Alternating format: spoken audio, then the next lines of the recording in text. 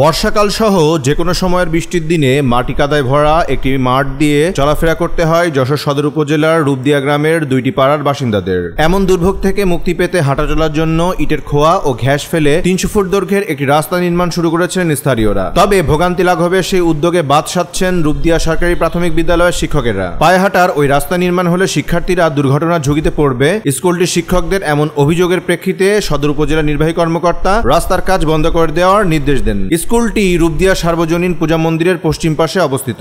স্থানীয়দের ভাষ্য, 1948 সালে সরকারি খাস জমিতে স্কুলটি নির্মাণ করা হয়। পরবর্তীতে মন্দিরের পূর্ব পাশে স্কুল ভবন নির্মাণের জন্য জমি বরাদ্দ দিয়েছে সরকার। ফলে যেখান দিয়ে হাঁটাচলা রাস্তা নির্মাণ হচ্ছে, অদূর ভবিষ্যতে তার পাশে স্কুলটি থাকবেও না। অথচ দুইটি পাড়ার হাজার হাজার বাসিন্দাদের দুর্ভোগ লাঘবে হাঁটাচলার একটি রাস্তা নির্মাণ করতে দিচ্ছেন না স্কুলের প্রধান শিক্ষক সহ সহকারী কয়েকজন শিক্ষক। সরেজমিন দেখা যায় ইটের খোয়া ও ঘ্যাস ফেলে 3 থেকে 4 ফুট প্রশস্তের একটি রাস্তা 200 ফুটের মতো নির্মাণের পর ফেলে রাখা হয়েছে। বৃষ্টির পানি ও কাদা জমেছে মন্দির ও স্কুলের মাঝামাঝি অবস্থিত মাঠটিতে। ফলে প্যান গুটিয়ে নিয়ে স্যান্ডেল হাতে করে মাঠ পেরিয়ে বাড়ি ফিরছে স্কুল কলেজের শিক্ষার্থীরা সহ পার্শ্ববর্তী দুইটি পাড়ার বাসিন্দারা। স্থানীয় পল্লী চিকিৎসক আমিনুল ইসলাম বলেন, হাঁটু সমান কাদার ভেতর দিয়ে রাত বেরাতে আমাদের চলাচল করতে খুব অসুবিধা হয়। আমি দেখেন, এই যে কাঁচা রাস্তা দিয়ে রাত বিরাত মানুষের গ্রামে যখনই কোনো সুবিধা অসুবিধা হয়, ওই হাঁটু কাদার ঠেলে রাত বিরাত আমাদের যাওয়ার খুব অসুবিধা হয় এবং রোগীপাত্ররা খুব কষ্ট পায়। আরেক বাসিন্দা স্বপন বিশ্বাস বলেন, ইট খোয়া ও ঘাস ফেলে পায়ে হাঁটার পথ তৈরিতে বাধা হয়ে দাঁড়িয়েছেন স্কুলের শিক্ষকেরা। আমাদের এখানে একটা রাস্তা নিয়ে সমস্যা হয়েছে। রাস্তাটা মূলত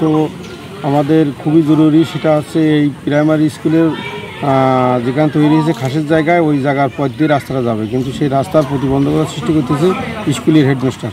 এ ব্যাপারে রূপদিয়া সরকারি প্রাথমিক বিদ্যালয়ের প্রধান শিক্ষক কণিকা রায় বলেন, স্কুলের পাশ দিয়ে রাস্তা হলে শিক্ষার্থীরা দুর্ঘটনার ঝুঁকিতে পড়বে। আমার বাচ্চারা খেলাধুলা করে, টিফিনে দৌড়ঝাঁপ করে, রাস্তা হলে নথিমন পরিবহন আছে, এটা যাবে মাটির গাড়ি যায় সবসময়। শীতকাল হলে 1000 মাটির গাড়ি যাবে, তখন ওদের একটু ঝুঁকি হয়ে যাবে।